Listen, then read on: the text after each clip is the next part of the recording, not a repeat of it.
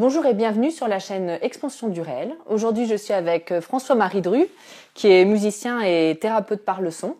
Donc François-Marie, est-ce que tu peux nous expliquer comment fonctionnent les vibrations sur le corps humain et leur incidence sur l'environnement en général?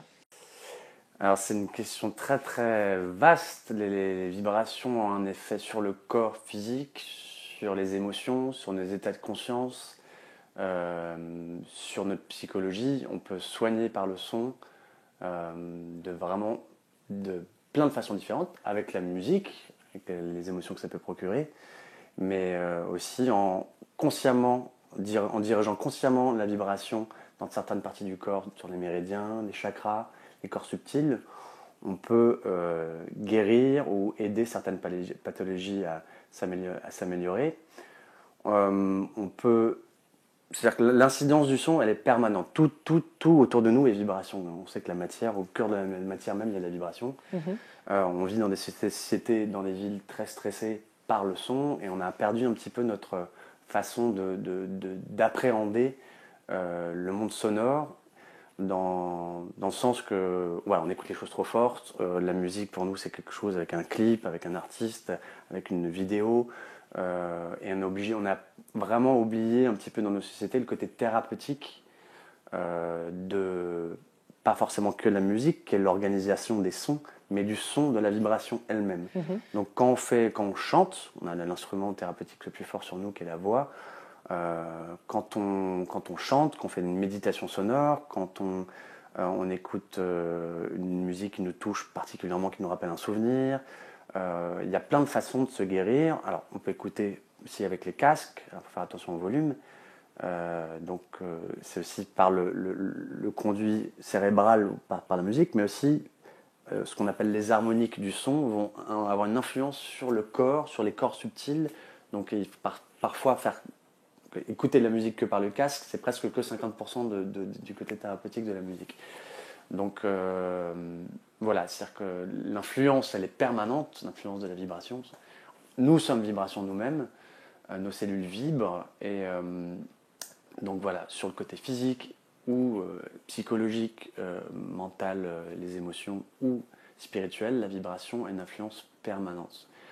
Moi, ce qui m'a intéressé dans mes recherches, c'est le travail dans tous les musicothérapeutes que j'ai un peu recherché à travers le monde, c'est le travail de Fabien Maman, que j'ai trouvé extrêmement complet sur tous les points, sur le point de vue artistique de la musique, et du point de vue scientifique, puisqu'il a fait pas mal de recherches avec le CNRS au début des années 80, de voir comment le son agit sur la cellule, comment la cellule réagit à telle ou telle fréquence, telle vibration, tel volume, avec tels instruments. Et alors justement, comment elle réagit par rapport aux vibrations? Qu'est-ce qu'il a découvert?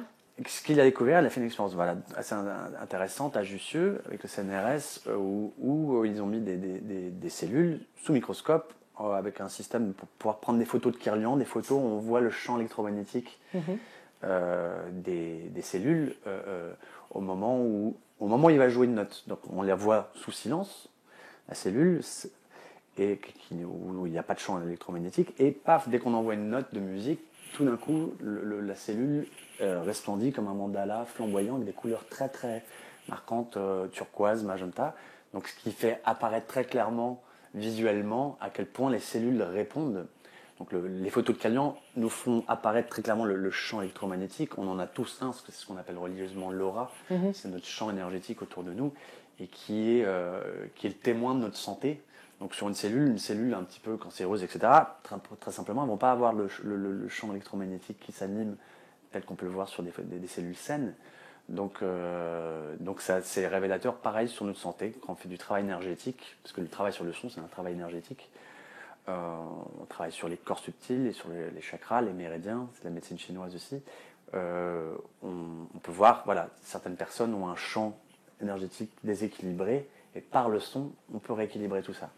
Donc voilà, moi l'expérience de Fabien m'a vraiment énormément parlé. Je pense qu'elle a inspiré beaucoup de gens, comme par exemple Emoto plus tard, quand il a fait ses expériences sur la mémoire de l'eau, où il a fait pareil, il a fait cristalliser l'eau, et après avoir fait écouter certaines musiques à cette eau, Et voilà, ça, c'est vraiment un travail qui était un peu dans la lignée de celui de Fabien, qui est très inspirant parce que visuellement, on comprend très très bien. Parce que la musique, on la voit pas. Oui. On ne voit pas notre champ électromagnétique, donc parfois c'est un peu flou, mais tout individu peut comprendre que la musique a un effet très fort sur nos émotions, sur notre psyché, sur beaucoup de choses. Après, comment on dirige ça, comment on en fait une science pour vraiment soigner quelqu'un, c'est toute une autre chose. Voilà. Mais le travail de Fabien Maman, en tout cas, illustre très clairement ça. C'est qu'après, toutes les techniques qu'il a développées, dont celle avec les diapasons, que je trouve aussi très intéressante,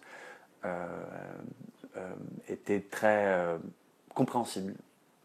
Tu peux nous en dire un peu plus de cette technique avec les diapasons? Ah oui, alors, ça, je vais aussi raconter ces expériences qui m'ont vraiment marqué. C'est-à-dire que Fabien est un musicien, un très grand musicien, pianiste, guitariste, et puis à un moment, il a commencé à faire des études d'acupuncture. Et il est devenu acupuncteur pour musicien au départ. Et il a voulu soigner un enfant qui était venu dans son cabinet, le fils d'un de ses patients. Mais il était petit, il n'osait pas lui mettre une aiguille. Et donc, au mieux de mettre une aiguille, il avait un diapason près de sa guitare. Donc, un diapason, c'est une fourche qu'on tape. Et voilà. Et il a mis, au lieu de mettre l'aiguille, qu'est-ce qui se passe? L'aiguille d'un acupuncteur, au bout de 20 minutes, elle chauffe, il y a une résonance sur le point énergétique du méridien. Et il y a un système de résonance qui fait que ça chauffe. Quand ça chauffe, il y a une vibration qui apparaît. Et alors que le diapason, on a cette vibration tout de suite. Donc, le pouvoir du diapason est 10 fois. Voilà, le diapason travaille 10 fois plus rapidement que l'aiguille. Et ce qui est très intéressant, c'est que les diapasons ont des notes de musique. On a 12 méridiens qui sont assemblés à nos 12 organes vitaux. Et il y a 12 notes de musique. Alors ça pourrait être un hasard, sauf qu'il a développé tout un système de correspondance entre ces notes de musique et qu'on retrouve dans la médecine chinoise, dans la roue des éléments. Chaque élément ont une note, mais il y a 5 notes, donc 5 éléments. Et lui, il a transcendé un peu plus loin tout ça pour faire comprendre que chaque méridien avait une note. Donc après, il a développé des techniques sur les points maîtres d'acupuncture, sur voilà, différentes techniques, il y en a entre 5 et 10, où on utilise des diapasons pour des pathologies très précises, ou comme quand vous allez voir un acupuncteur pour équilibrer le tout, ou quand on a une pathologie très concrète, un torticolis, un mal de dos, un lumbago, une sciatique, on va utiliser là 2 diapasons et on va se servir de la valeur expressive. Voilà, une note, do, sol, c'est 2 notes différentes, elles ont une valeur expressive, mais elles ont aussi une valeur énergétique du fait de leur différence de fréquence, et quand on les met ensemble, ça va créer quelque chose de différent dans le corps. C'est-à-dire que si on met une seconde mineure, si on met 2 diapasons, donc on a par exemple un do et un do dièse, une seconde mineure, ça va créer quelque chose de très instable pour les cellules qui sont cristallisées, là où il y a de la douleur. Donc ça va les décristalliser. Et puis après, on va mettre une tierce. La tierce a cette vertu énergétique de disperser l'énergie. Et après, on met une quinte pour tonifier. La quinte porte bien son nom, elle tonifie. Donc voilà, par ces procédés, en utilisant 2 diapasons, on peut aussi vraiment soigner des pathologies physiques ciblées, très concrètes. C'est pas que pour rééquilibrer les corps subtils ou les méridiens, ou du travail qui est plus de longue haleine. Alors justement, toi, dans ta pratique au quotidien, comment tu utilises le son? Dans ma pratique, dans les soins que je donne, ou parce que le son, moi, je l'utilise vraiment toute la journée, je pourrais dire, mais je l'utilise. Alors, moi, personnellement, je pratique les techniques de Fabien Maman, de l'Académie Tamado, dont j'ai été certifié. Donc les gens viennent chez moi, il y a toute une séance de diagnostic, et puis on va, selon la pathologie, le problème ou ce que je sens qu'il faut faire, je vais ou utiliser que les diapasons, ou les diapasons avec des couleurs, avec de la lumière, ou je vais chanter certains sons qui me semblent intéressants, ou je peux même aussi à la fin jouer du piano pour la personne dans une certaine gamme qui correspond à la tonalité, si on est en hiver, qui va permettre à la personne de s'accorder avec l'énergie de la saison. Je peux jouer de certains autres instruments, des bols tibétains pour lui couper le mental. Je prends parfois des instruments même. Alors je travaille que avec des instruments acoustiques, parce qu'il y a une vertu dans le son acoustique. Les harmoniques des sons acoustiques sont La thérapie, elle a lieu dans les harmoniques, pas l'harmonie. L'harmonie, c'est les notes qui vont bien ensemble. D'accord. Les harmoniques, c'est les sons qui sont générés par une seule note. C'est comme si je jouais une corde de guitare, une seule corde. Hop. Il y a une seule note, c'est comme si je jouais du rouge ou du vert, mais de cette note, il y a un truc qui tourne qui est comme je joue du rouge, mais il y a tout l'arc-en-ciel qui tourne. Donc c'est l'aura du son. Il y a le physique, le boum que j'ai joué, mais il y a quelque chose d'impalpable qui tourne autour, qu'on entend un petit peu, ce qui fait la rondeur du son. Et ce sont les harmoniques, et c'est les harmoniques qui ont une vertu thérapeutique très importante sur les cellules, sur les corps subtils et sur le champ électromagnétique. Donc si vous prenez des instruments, moi je suis très sensible à ça, donc je vais chercher des instruments dont les harmoniques ressortent le plus, parce que c'est ce qui va inconsciemment, et pour moi inconsciemment, vraiment avoir un effet thérapeutique sur le patient. Ça va être quel type d'instrument justement qui ont des harmoniques intéressantes? Alors, les instruments, voilà, vous pouvez prendre une guitare où il y a des très belles harmoniques. Il y a des guitares qu'on ont zéro parce qu'elles sont construites à l'usine ou avec pas avec des matériaux, où c'est pas pensé. Des très bons luthiers, ils font vraiment attention à ça. Les violons, les Stradivarius, on ne sait pas pourquoi, mais d'ailleurs, on sait qu'il utilisait beaucoup la géométrie sacrée pour faire son instrument, mais font ressortir les harmoniques. C'est ça qui fait la beauté, c'est que ça fait ressortir les harmoniques d'une façon incroyable. Donc c'est souvent des luthiers qui ont conscience de la géométrie sacrée et comment ils conçoivent leurs instruments selon cette géométrie. Mais après, ça peut être des gens, moi j'ai des percussions qui viennent du Maroc, elles vont faire, c'est presque parfois des hasards, elles vont faire vraiment ressortir beaucoup d'harmoniques. La musique électronique n'en fait pas ressortir. Il y a un son, vous allez avoir un rythme qui va vous mettre dans une transe. Ça peut être thérapeutique comme la musique électronique, mais il n'y a pas les harmoniques qui vont agir sur le corps subtil. Donc cette musique acoustique, on doit l'écouter sans un casque, c'est vraiment la musique autour. Quand on l'écoute par une chaîne, c'est déjà l'effet est vraiment réduit. Donc si vous écoutez un quatuor d'instruments acoustiques dans une pièce, c'est là où ça va faire le plus d'effet sur vos corps subtils. Donc on entendra plus les harmoniques. Par exemple, là j'ai un instrument qui s'appelle le monocorde, qui fait vraiment ressortir. Si on le joue pendant 1 minute ou 2, on sent vraiment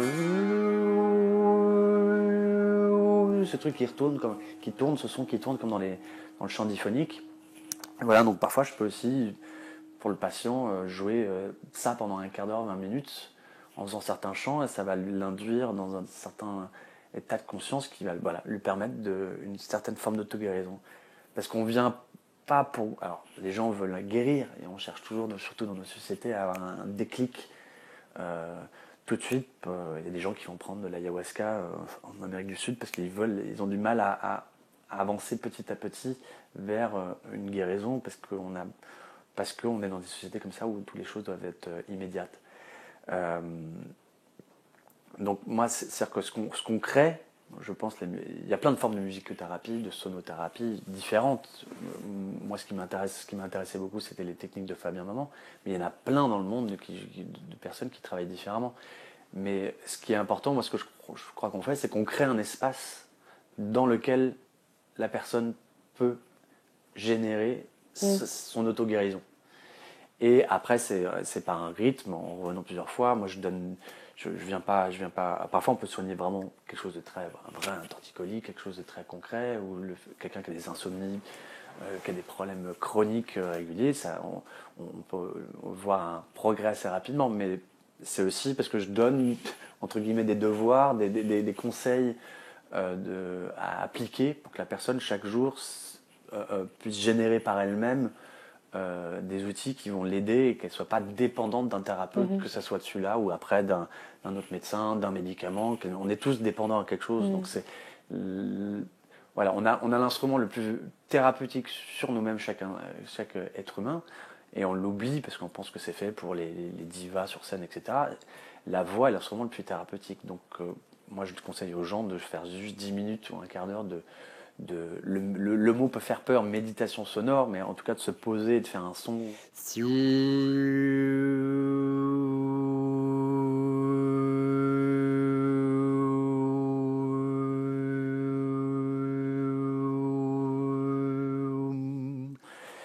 après, on peut l'étudier un petit peu d'une certaine manière, mais voilà, c'est ce qu'il y a de plus, c'est de mon expérience, ce qu'il y a de plus thérapeutique. Donc voilà, c'est aussi aider le patient à se guérir lui-même et à trouver un équilibre qui n'ait pas besoin, enfin, s'il veut chercher plein de thérapies, ça peut être un chemin de vie aussi, mais c'est qu'il ne soit dépendant que de lui-même. Est-ce que tu peux nous expliquer comment se passe une séance quand on vient te voir? Oui, alors déjà, on, on m'appelle, on prend rendez-vous. Bah, il y a toujours la première fois, quand c'est quelqu'un que je ne connais pas du tout, euh, comme une période de diagnostic. Voilà, c'est comme avec Fabien Maman, on étudie beaucoup la médecine chinoise. Donc comme quand vous allez voir un acupuncteur, il y a un diagnostic énergétique pris par la prise des pouls. On va vraiment mesurer le pouls de chacun des organes et voir les équilibres et le déséquilibre selon la médecine chinoise, qu'il faut les rééquilibrer. Et puis il y a beaucoup de choses qui vont me dire, le regard de la personne, la peau, la stature, l'agitation, qui vont me dire des choses sur son état physique en ce moment, mais aussi sur son tempérament. On a tous des tempéraments différents, donc il y a des soins qui sont plus ou moins bien faits pour certains types de tempéraments, plutôt agités, très actifs, réactifs, émotionnels. Donc il y a des techniques qui sont faites selon les tempéraments, et puis après il y a les choses que vont me dire la personne. Voilà, j'ai tel problème, donc on va cibler. Et puis les choses qu'elle va pas me dire non plus, que consciemment ou inconsciemment je peux ressentir, et qui vont guider aussi le travail énergétique. Donc voilà, après il y a des techniques avec les diapasons, et des techniques avec du toucher thérapeutique, selon ce que je ressens. Donc les gens qui ont plus un bouleversement émotionnel, ou qui ont des sensibilités très émotives, etc., par exemple, pour une première séance, c'est quelque chose, alors qu'ils pensent venir ici pour du son, je vais travailler beaucoup avec le toucher thérapeutique sur les points maîtres d'acupuncture. Qu'est-ce que c'est exactement le toucher thérapeutique? Il y en a plusieurs formes, le shiatsu en a une, etc. C'est par la position des mains, tout simplement, mais je vais faire tout un scan, c'est-à-dire que je vais partir des pieds jusqu'à la tête et après de la tête jusqu'aux pieds. Ça prend une demi-heure, trois quarts d'heure, où je vais appuyer sur des points maîtres d'acupuncture des méridiens, donc les pieds, les genoux, etc. On monte et on fait monter toute l'énergie comme ça, puis on la fait tout redescendre. Ce qui fait que ça fait comme un scan énergétique de la personne, ça la rebalance. Parce qu'au départ, j'ai oublié d'en parler, mais je scanne par les pouls et je scanne aussi l'aura de la personne sur ses différents corps subtils au-dessus des chakras. Donc il y a le corps éthérique, le corps astral, les émotions et le corps mental. Après, il y a comment ça fonctionne? Comment toi tu ressens les choses en passant la main? On ressent des différences de chaleur, de différences de magnétisme. C'est comme si c'était un peu électrique. C'est différent. C'est comme si vous étiez une bougie là et que vous êtes un petit peu à 1 mètre au-dessus.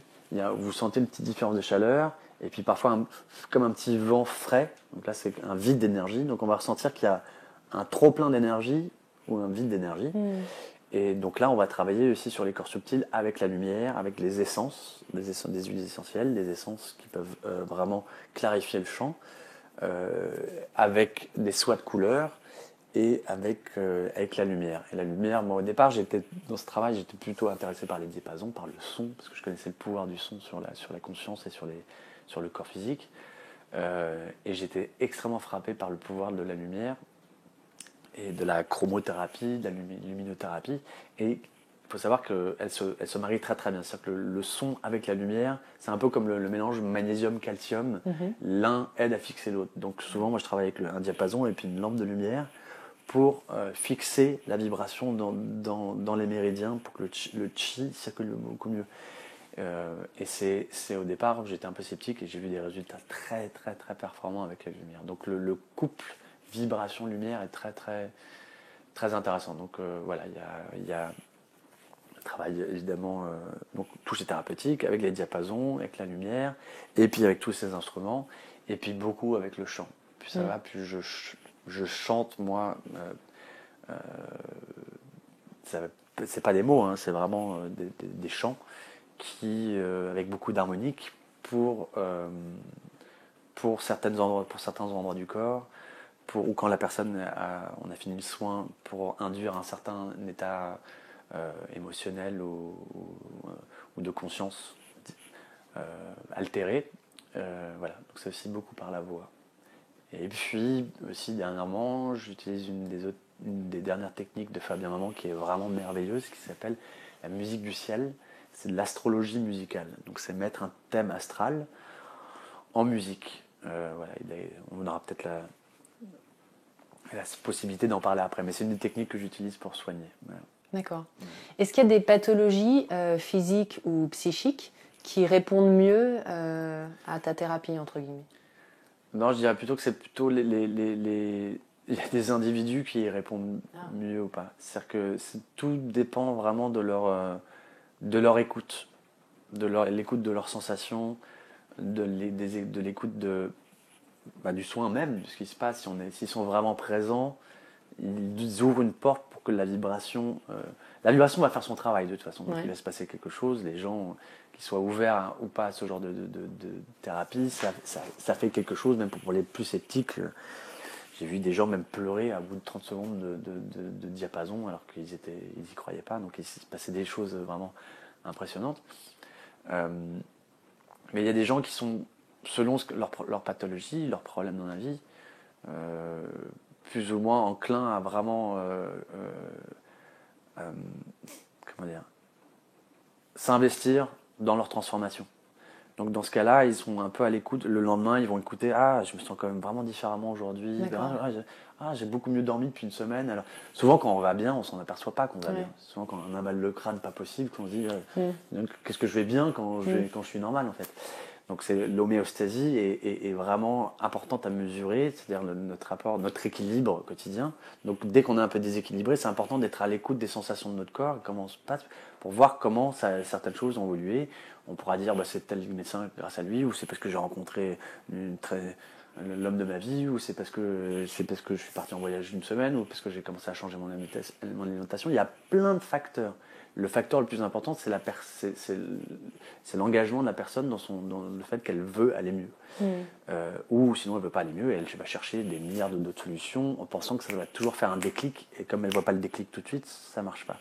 Donc il y a des gens qui sont plus ou moins réceptifs. Alors après, quand c'est des pathologies physiques, ou c'est un vrai problème physique et qu'il y a une solution immédiate, ce qui arrive, parfois avec la lumière, quelqu'un qui est venu avec des béquilles chez moi parce que c'était tordu la cheville, c'était fait une entorse très violente sur la cheville. Et moi j'étais venu pour autre chose au départ, mais c'était fait ça la veille, avec des béquilles. Et puis pendant le soin, je lui ai juste apposé une lumière orange sur la cheville, et puis on ressort à la fin du soin, elle s'est levée pour aller se laver les mains, et de la table à la salle de bain, elle est partie en marchant, elle s'en est même pas aperçue. Donc voilà, il y a des trucs qui bon, elle est repartie comme avec les béquilles et il fallait travailler un petit peu ça, mais il y a parfois des choses qui sont immédiates, des problèmes de peau, de gens qui ont des problèmes de peau, les dermatos souvent ne savent pas trop ce que c'est, parce que ça mute toujours, mais voilà, quand on fait circuler le feu, selon la médecine chinoise, avec les diapasons,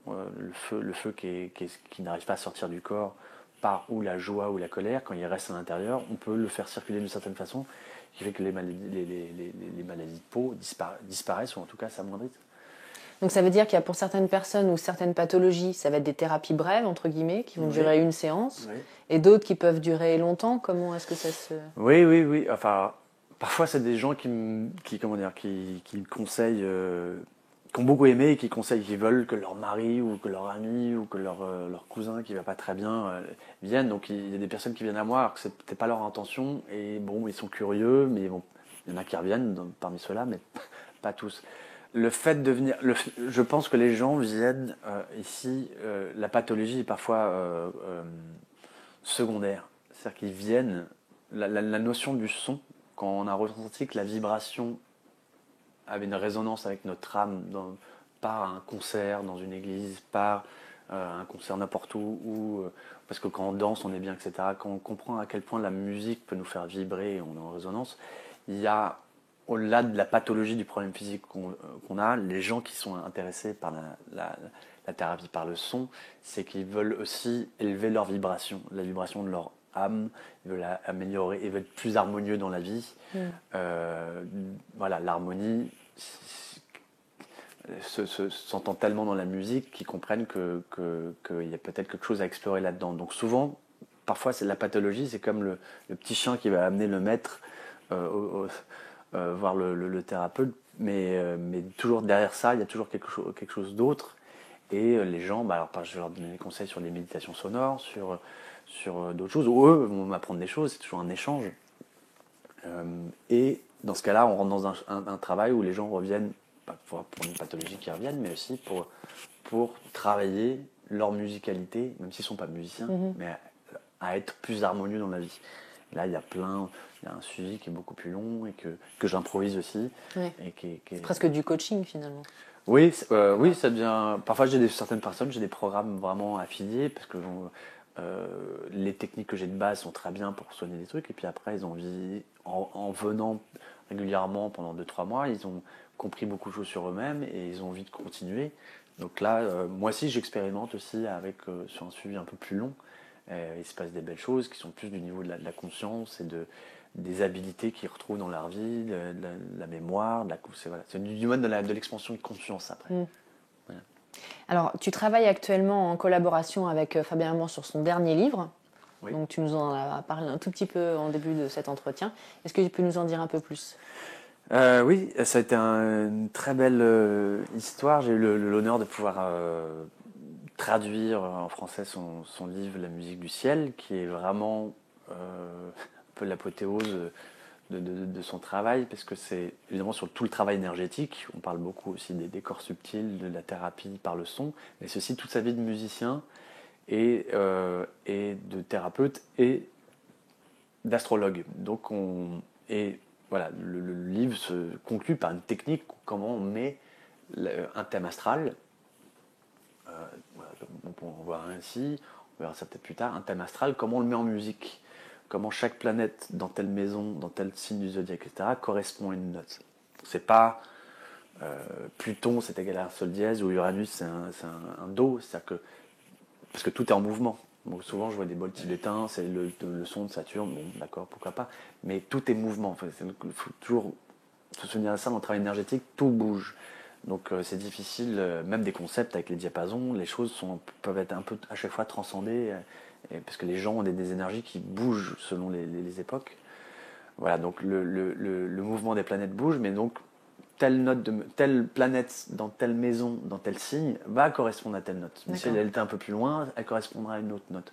Donc ce qu'il a fait, c'est qu'il a superposé le zodiaque, donc les constellations qui sont autour de nous à 360 degrés, le cycle des quintes de la musique, c'est la façon dont les notes se génèrent les unes aux autres, et la loi des éléments chinois. Donc en superposant ces trois cercles, il a créé toute une technique où on peut très clairement mettre des notes sur un thème astral. Donc après, je joue pour la personne son thème astral. Donc c'est pas une clé, au départ ça sonne vraiment un peu dissonant, et comme un astrologue peut voir les oppositions entre les planètes, qui vont créer un peu de friction, un challenge dans la vie de la personne qui devra plus ou moins karmiquement résoudre, là on va l'entendre. C'est une vraie correspondance après quand on joue les notes. Dès qu'il y a une opposition entre les planètes ou un carré, paf, on l'entend, et voilà, on peut dire à la personne, tu vois, ce que tu entends, c'est Pluton en maison 4, etc. Donc un très bon astrologue pourrait dire, ça correspond à ça, à tel signe, à telle chose, mais on l'entend. Donc les gens finissent par entendre la vibration sur laquelle ils sont nés, et est-ce qu'ils perçoivent, quand tu vas jouer leur thème astral, entre guillemets, leur thème natal, est-ce qu'ils perçoivent les disharmonies ou pas, vu que c'est le leur ? Bonne question, c'est très subjectif. C'est-à-dire que moi, je me suis aperçu, en réécoutant avec des personnes, celle-ci, elle est quand même bizarre, cette note. Et les gens disent, ah non, oui, elle est un peu tendue pour eux, mais ça ne les dérange pas. On a tous une appréciation différente des consonances et des dissonances. Donc il y a des dissonances qu'on ne va vraiment pas supporter, certaines personnes, et d'autres, mais selon comment elles ont été amenées harmoniquement par d'autres notes avant. Et voilà. Et donc c'est justement à certaines personnes, c'est parfois bien de leur dire, c'est cette note-là que je trouve très bizarre, et puis elles disent, non, moi je l'aime bien. C'est assez subjectif, bien sûr.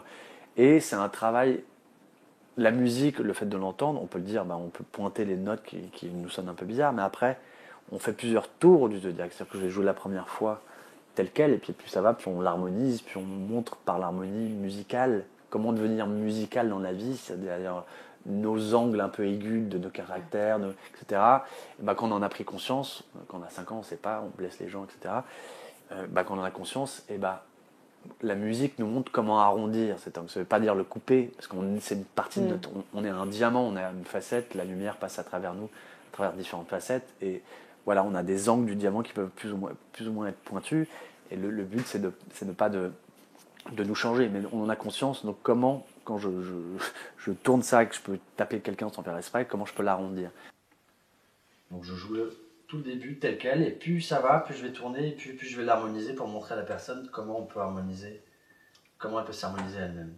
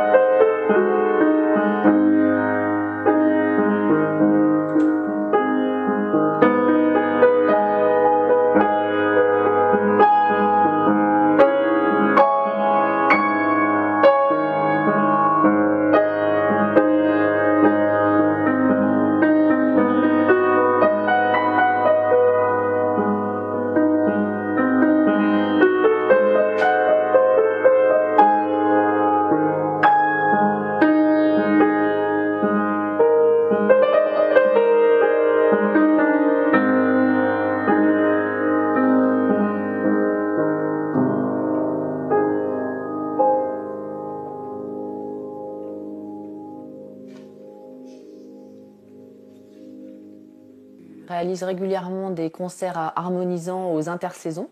Oui. Avec n'importe qui veut se joindre à toi, à vous quand vous êtes plusieurs. Oui. Est-ce que tu peux nous expliquer comment ça fonctionne, quel est le but? Oui. Alors, c'est des concerts harmonisants qu'on fait au solstice et aux équinoxes, donc 4 fois par an. Ça m'arrive d'en faire un petit peu dans les intersaisons, sous certaines dates celtiques. C'est des concerts qui sont... c'est pas pareil, c'est Fabien Maman qui a développé ces concerts, c'est-à-dire le but c'est de nous relier à l'énergie des saisons.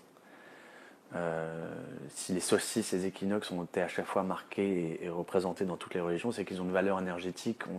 Le solstice d'hiver, voilà, le soleil commence, les jours commencent à rallonger, on appelle ça le nouveau soleil, il se passe quelque chose d'énergétiquement. Et l'agriculture, la façon dont on célèbre les saisons, notre rythme de vie, la vie en communauté est rythmée par ce cycle annuel.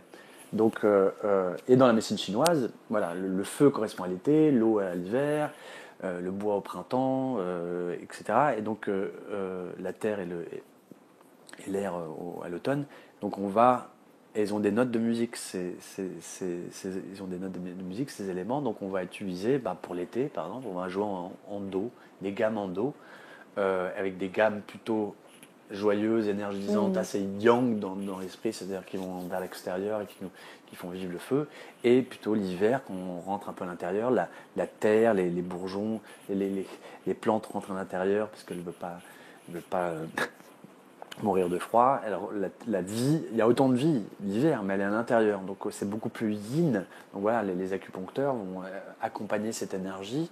Que vous ayez une pathologie ou pas, il va travailler sur le fait que de toute façon vous êtes un être humain et c'est l'automne, donc je vais et contribuer à rentrer l'énergie à l'intérieur, accompagner. Donc voilà, donc c'est par une aiguille, mais on le fait par la musique aussi, par une certaine gamme et certains modes et certains instruments joués, on va aider à l'énergie du corps à s'harmoniser, à accompagner l'énergie de la saison. Mmh. Donc il y a une vraie correspondance, Fabien aussi l'a très bien montré, entre l'ADN, les cellules, les méridiens, les chakras, les éléments à l'extérieur. Et les éléments, ils prennent vie par l'énergie qui vient du cosmos. Donc, et tout ça sur un cycle annuel. Donc quand donc on écoute une certaine forme de musique qui est en relation avec un cycle annuel. Et ça permet de nous harmoniser. Ces concerts, il y a toute une petite approche harmonique. On joue beaucoup les sons des éléments, l'eau, l'air, des sons d'oiseaux, etc. Et ça déjà les gens coupent le mental direct dès qu'ils entendent les sons de la nature. Et puis on va rentrer dans tout un truc, on va chanter des mantras, on va jouer certains rythmes particuliers pour voilà. Et puis il y en a pour l'été, le printemps, l'hiver et l'automne.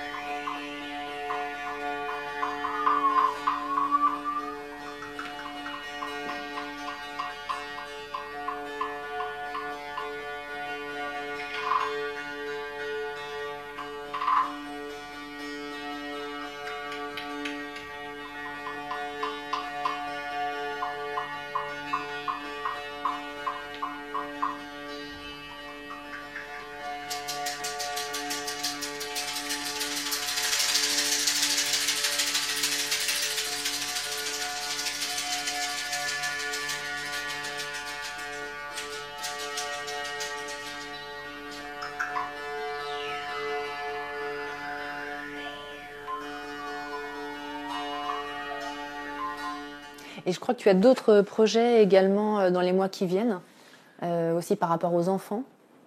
Oui, tout ça m'a amené le monde de la vibration, c'est le monde de la conscience, c'est quelque chose qui s'expande, c'est que quand on commence à donner des soins, c'est quelque chose que j'adore, mais ça m'ouvre aussi à beaucoup d'autres choses, que ce soit dans le domaine vraiment que de la musique, mais aussi je travaille aussi avec des enfants, avec les animaux, avec les éléments de la nature. On peut avec l'astrologie, donc avec certaines dimensions célestes et des dimensions de conscience différentes avec les méditations sonores. Mais voilà, moi ce que j'aime beaucoup, voir l'effet que peut faire la musique chez les enfants. Et on sait, il y a beaucoup de programmes, par exemple Montessori travaille sur un musique qui s'appelle programme américain qui s'appelle Music and the Brain, et ça a été des études très concrètes sur un groupe d'enfants à qui il y a une petite éducation musicale faite à l'école en plus de l'enseignement en général, et un groupe où il n'y a pas cet enseignement musical, et on voit que les enfants qui apprennent la musique sont 3 fois se développent beaucoup plus facilement dans toutes les autres matières. Donc il se passe quelque chose au niveau cognitif par l'apprentissage de la musique qui est très important. Donc c'est presque vital. On fait de la musique à l'école, mais on fait 3 trucs de flûte à 30. Voilà, il y a plein d'autres. Je pense que l'éducation nationale devrait s'inspirer de beaucoup de programmes qui existent à travers le monde sur comment on peut aider les enfants à travers la musique. Ils prennent plaisir à apprendre la musique, mais ça les aide énormément après dans la vie. Donc c'est quelque chose auquel je suis très sensible et que j'essaie de développer. Et puis on travaille aussi avec les animaux. J'ai une amie qui s'appelle Lisa Leicht, qui travaille beaucoup avec les animaux. Je crois que tu la connais. Oui. Et on crée un festival qui aura lieu le 11 et 12 juin 2016 au refuge de Tierney. C'est-à-dire qu'on va souvent dans les refuges d'animaux. Voilà, des animaux qui sont abandonnés, souvent des chiens, des chats, mais il y a d'autres animaux aussi. Et on travaille ensemble, c'est-à-dire qu'elle a tout Elle sait comment soigner les animaux par le toucher thérapeutique, par une certaine approche, un peu comme une magnétiseuse. Et on contribue ensemble, c'est que je vais faire, moi je vais jouer certaines formes de musique qui va mettre l'animal en confiance et qui fait qu'on peut l'ausculter et essayer de le soigner de façon beaucoup plus facile que si c'était dans le silence total. Donc on travaille, on essaie de créer un festival pour sensibiliser les gens au travail dans les refuges. Et en même temps, c'est un festival. Ouvert à tous. C'est ouvert à tous, c'est un festival de musique pour les animaux, les enfants et les grands-enfants. Donc les parents peuvent venir avec leurs enfants, comme ça, ils vont faire de la musique, ils vont apprendre des choses sur les animaux, sur comment, quand on a un animal à la maison, comment on peut l'approcher, le soigner nous-mêmes. Quel est le rapport entre l'homme et son animal, et quelle est la résonance musicale et comment on peut résoudre beaucoup de problèmes quand on en a conscience mais je parle au niveau de l'individu, mais à travers l'animal et l'inverse. Voilà, donc c'est un festival qu'on est en train de créer. Ça s'appelle le Festival Enchanté. Ça s'appelle le Festival Enchanté parce que quand on enchante, c'est par la vibration. Donc tout ça, c'est autour de la vibration pour les enfants, les grands-enfants, les animaux et la nature. Voilà, c'est un projet pour l'instant. Donc le premier a lieu au mois de juin. Le Festival Enchanté. Il y a un site internet, ce sera www.lefestivalenchanté.com. Et voilà, mais voilà, pour l'instant, c'est juste un projet. Et il y a un stage, je crois, aussi avec Fabien Maman au mois de mars. Oui, alors ça, moi, personnellement, je m'occupe des venues de Fabien Maman quand il est en France. Parce qu'il habite aux États-Unis. Il habite aux États-Unis et il fait un peu le tour de l'Europe ou des États-Unis ou de l'Amérique du Sud pour plein d'ateliers qu'il anime sur 2-3 jours où il enseigne ses techniques. Et donc, quand il est en France, je m'occupe de sa venue. Donc, le prochain a lieu le 15-16-17 mars. Merci, 15-16-17 mars à Paris. Et il y en a un autre le 19 et 20 mars. L'un, c'est les Ekimos, c'est les 8 méridiens merveilleux. Donc, c'est les techniques de diapason sur les méridiens.